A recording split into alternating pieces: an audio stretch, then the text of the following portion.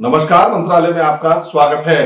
बात कर रहे हैं सचिन पायलट की। सचिन पायलट की इसलिए भी बात कर रहे हैं क्योंकि अचानक सचिन पायलट के एक बयान ने, एक खुलासे ने राजस्थान की राजनीति में की जो स्थिरता आ गई थी, कांग्रेस राजनीति में जो स्थिरता आ गई थी, उसके अंदर हलचल पैदा कर दी है। कुछ दिनों पहले राजस्थान के मुख्यमंत्री अशोक गहलोत ने कहा था कि सचिन पायलट को मंत्री बनाने के लिए उन्होंने वकालत की थी, और आज उन्होंने, पायलट साहब ने कल जो है जयपुर के अंदर एक कार्यक्रम में उसका जवाब दे दिया कि इस तरीके से तो जो है अलग अलग तरीके से मदद उन्होंने भी बहुत की है। और उन्होंने एक सबसे बड़ी बात कही कि वैभव गहलोत यानी राजस्थान के मुख्यमंत्री के बेटे को टिकट दिलाने के लिए, जबकि आलाकमान तैयार नहीं था, सोनिया गांधी तैयार नहीं थी, राहुल गांधी तैयार नहीं थे, मुख्यमंत्री के बेटे वैभव गहलोत को टिकट दिलाने के लिए सचिन पायलट ने उस समय मदद करी, उस समय कहा जबकि आलाकमान तैयार नहीं था,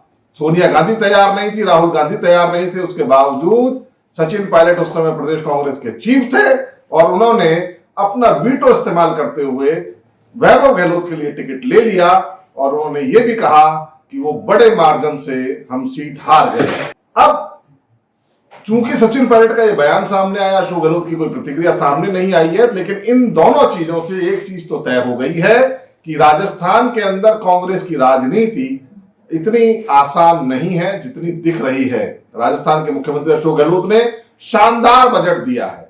अब इस बजट को शानदार इसलिए कहा जा रहा है क्योंकि इसमें सभी वर्गों का ध्यान रखा गया है। कल भी जब 1000 करोड़ के एक नए कोष की घोषणा हुई जिसके अंदर एससी और एसटी के लिए, उनके डेवलपमेंट के लिए काम करने की बात हुई, तो भी फोकस चुनाव थे एससी एसटी का 32% जो वोट बैंक है उसके ऊपर सीधे नजर थी।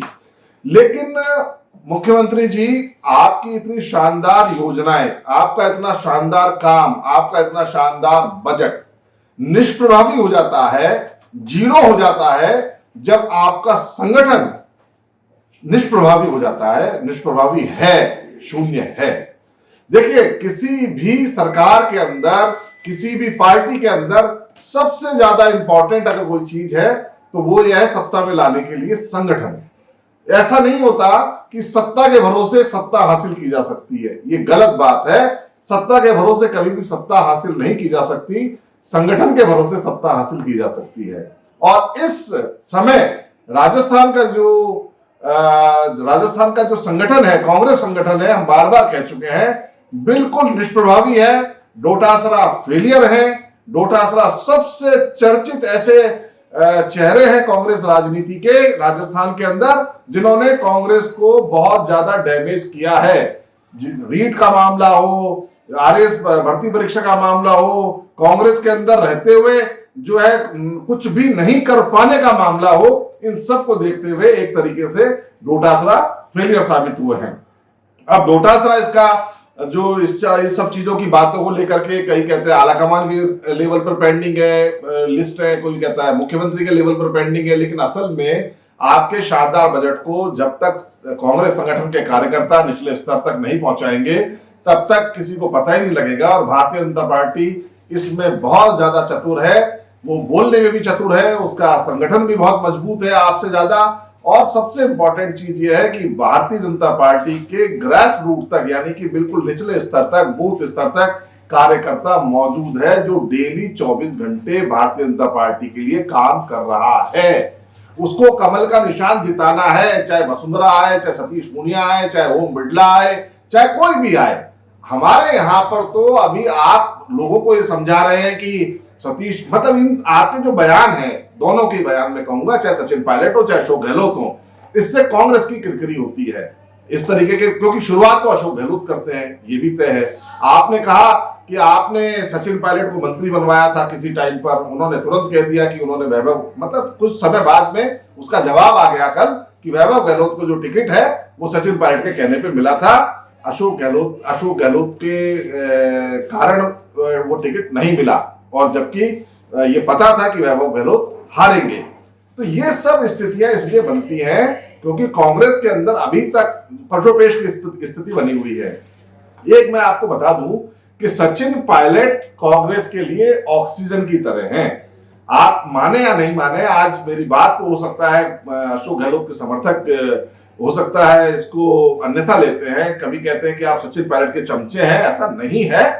सबसे इंपॉर्टेंट चीज है कि अगर सचिन पायलट की आप लोकप्रियता देखें, आप कोई भी सर्वे करवा लें ऑथेंटिक, कोई भी कार्यकर्ताओं के बीच में रायशुमारी करवा लें, जनता के बीच में रायशुमारी करवा लें, तो आपको पता लगेगा कि राजस्थान में सबसे ज्यादा लोकप्रिय चेहरा अगर कोई है तो वो सचिन पायलट है। अब सचिन पायलट को इग्नोर करके तो कांग्रेस सत्ता में नहीं आ सकती, ये तय है। अशोक गहलोत साहब के अच्छे कामों की वजह से भी मैं कह रहा हूं कि जब पुराना इलेक्शन हुआ था तब भी तो आपके शानदार बजट थे, फिर आप 21 सीटों पर क्यों समझ गए?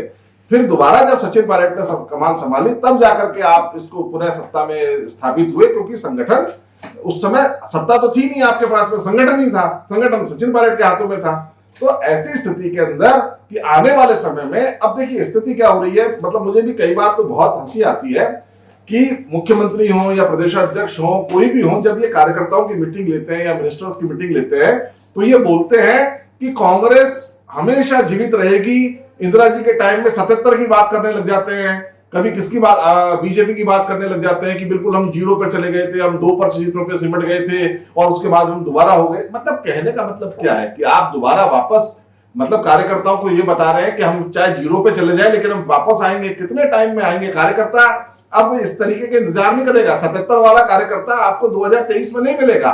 जो 77 के कार्यकर्ता थे उस समय तो स्थिति ये थी कि एक कांग्रेसी दिखाओ 1000 पाओ, ये नारे चलते थे, एक कांग्रेसी दिखाओ 1000 पाओ, इस तरीके की स्थिति, क्योंकि कांग्रेस छोड़ के सब लोग चले गए थे इंदिरा जी के टाइम पर। लेकिन इंदिरा जी का टाइम अलग था, आज का टाइम अलग है, इसको आप क्यों नहीं समझते?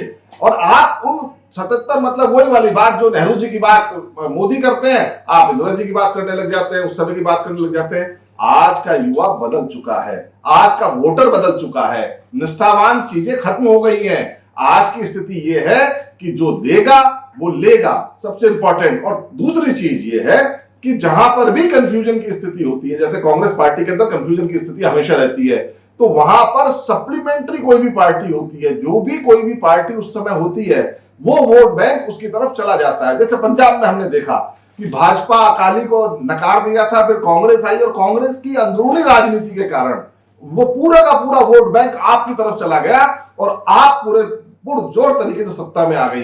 इसको हमें नहीं भूलना चाहिए। आप तो तमाम लोग बड़े राजनीतिज्ञ हैं, लेकिन इन चीजों को कभी भी मत भूलिएगा कि जो संगठन है, जो आपकी आपसी फूट है, उसका फायदा जो पैरेलल पार्टी चल रही होगी, बीजेपी को भी नहीं होगा, लेकिन हाँ ये वोट बैंक खिसक गया तो कई जगहों पर आपको बहुत ज्यादा नुकसान होगा। इस वोट बैंक को साधने के लिए आज वापस आवश्यकता है कि सचिन पायलट को भी मुख्यधारा में लाया जाए, जैसा अशोक गहलोत खुद है मुख्यधारा के अंदर।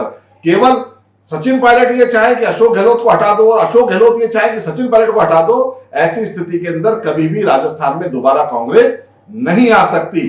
मंत्रालय में आज इतना ही, कल फिर मुलाकात करेंगे नए मुद्दे के साथ। दीजिएगा इजाजत, नमस्कार।